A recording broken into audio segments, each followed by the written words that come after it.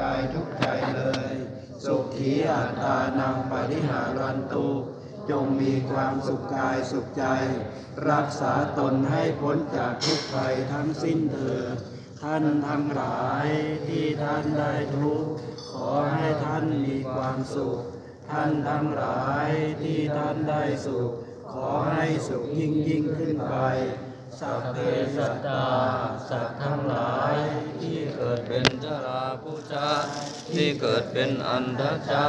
ที่เกิดเป็นสัมเสทชะที่เกิดเป็นโอปปาติกาจงมารับกุศลผลบุญให้ล้วนทั่วทุกตัวสัตว์เถิดทุกขปัตตา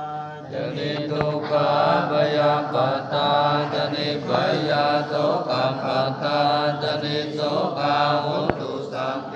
ปิปานิโนเอตาวตาจะอาเพหิสัมปตังปุญญสัมปตังสัพเพเทวานุโมทันตุสัพพสัมปติสิทธิยาทานังกดันตุสัตตายสีรังราคันตุสัพพทาภาวนาภิรตาโหตุกาจันตุเทวตากตา